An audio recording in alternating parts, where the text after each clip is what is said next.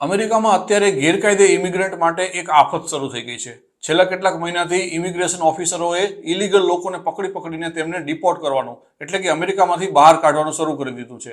છેલ્લા 2 મહિનામાં ઇલીગલ માઇગ્રન્ટના ડિપોર્ટેશનમાં એક રેકોર્ડ બની ગયો છે અને સત્તાવાર આંકડા દર્શાવે છે કે તાજેતરમાં જેટલા લોકોને ડિપોર્ટ કરાયા એટલા છેલ્લા કેટલાક સમયમાં ક્યારેય ડિપોર્ટ નથી થયા. આંકડા તો એવું પણ કહે છે કે 2011 પછી 1 વર્ષના સમયગાળાની અંદર અમેરિકામાંથી આટલા બધા લોકોને પહેલી વખત ડિપોર્ટ કરવામાં આવ્યા છે. તેમાં સિંગલ એડલ્ટ લોકો પણ સામેલ છે અને બાળકો સાથે પરિવાર લઈને અમેરિકામાં ઇલીગલી ઘૂસી આવેલા લોકો પણ સામેલ છે. ઘણાને સાઉથ અમેરિકા કે સેન્ટ્રલ અમેરિકામાં ડિપોર્ટ કરવામાં આવ્યા છે. કેટલાકને ડિપોર્ટ કરીને ચીન પણ મોકલી દેવામાં આવ્યા છે. જુલાઈના પહેલા 2 અઠવાડિયામાં પણ ધમધોકાર રીતે ડિપોર્ટેશનનું કામ ચાલુ હતું. હવે આંકડા પર નજર નાખો તો તેના પરથી ખ્યાલ આવશે કે અમેરિકા કેટલા મોટા પાયે લોકોને બહાર ધકેલી રહ્યું છે, ડિપોર્ટ કરી રહ્યું છે. ગયા 1 વર્ષમાં અમેરિકામાંથી 7,42,000 લોકોને ડિપોર્ટ કરવામાં આવ્યા છે. તેમાંથી એવા ઘણા હતા જેઓ સાઉથ વેસ્ટની બોર્ડર પાર કરીને અમેરિકામાં ઇલીગલી ઘૂસી આવ્યા હતા અને તેમને પકડીને બહાર કાઢી મૂકવામાં આવ્યા છે. છેલ્લા કેટલાય વર્ષોની સાથે આ આંકડાને સરખાવવામાં આવે તો જોવા મળશે કે તેમાં ભારે વધારો થયો છે.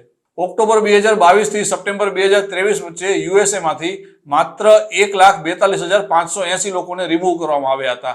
મે 2023માં ઓર્ડર રદ કરાયો તે અગાઉ 62,500 લોકોને દૂર કરવામાં આવ્યા હતા. છેલ્લા કેટલાક અઠવાડિયામાં ઇલીગલ લોકોને Central America, Colombia, China, Dominican Republic, Ecuador, Mexico અને પેરુ પાછા મોકલી દેવામાં આવ્યા છે જ્યાંથી તેઓ આવ્યા હતા. અમેરિકન સરકારના સ્ટેટમેન્ટમાં જણાવવામાં આવ્યું છે કે જો કોઈ નોન સિટીઝન અમેરિકામાં આવે અને તેની પાસે અમેરિકામાં રહેવાનો કોઈ લીગલ આધાર ન હોય તો તેમની સામે પ્રોસેસિંગ કરીને તાત્કાલિક દૂર કરવામાં આવશે અને અમેરિકન કાયદા અનુસાર આ કાર્યવાહી થવાની છે.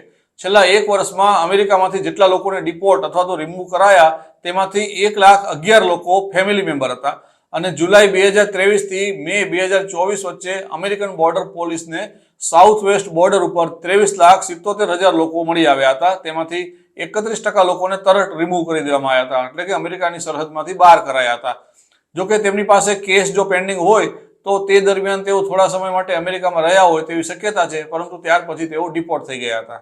ICE જાહેરાત કરી છે કે કોઈ પણ વ્યક્તિને ગમે તેમ અમેરિકામાંથી ડિપોર્ટ કરવામાં નથી આવતા. યુએસમાં રહેવા માટે કોઈ લીગલ બેસિસ છે કે નહીં તેની ચકાસણી કરવામાં આવે છે અને પછી નોન સિટીઝન લોકોને રિમૂવ કરવાનું વિચારવામાં આવે છે. હા, આવી વ્યક્તિને અમેરિકામાં રહેવા માટે કોઈ કાનૂની પ્રોટેક્શન મળ્યું હોય તો વાત અલગ છે.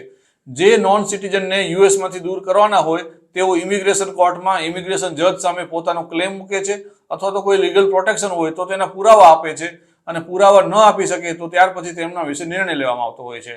હવે એક મહત્વની વાત કરીએ તો જો બાઇડનની સરકારમાં અમેરિકામાંથી ઇલીગલ માઇગ્રન્ટનું ડિપોર્ટેશન અથવા તો રિમૂવલ ઘણું વધી ગયું છે. 2021 થી અત્યાર સુધીમાં ઓછામાં ઓછા 11 લાખ લોકોને યુએસની જમીન ઉપરથી દૂર કરવામાં આવ્યા છે અને જુલાઈ મહિનાની શરૂઆતમાં જ હોમલેન્ડ સિક્યોરિટી ડિપાર્ટમેન્ટે સૌથી પહેલી વખત ચાર્ટર્ડ ફ્લાઇટથી લોકોને ચીન રવાના કર્યા હતા.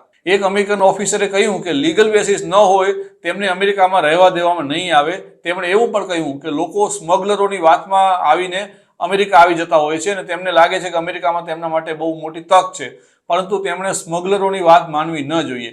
પ્રેસિડેન્ટના એક્ઝિક્યુટિવ ઓર્ડર પછી 20 દેશોમાં કુલ 120 ફ્લાઇટ મોકલવામાં આવી છે અને આ બધામાં ડિપોર્ટ કરાયેલા લોકોને બેસાડવામાં આવ્યા હતા.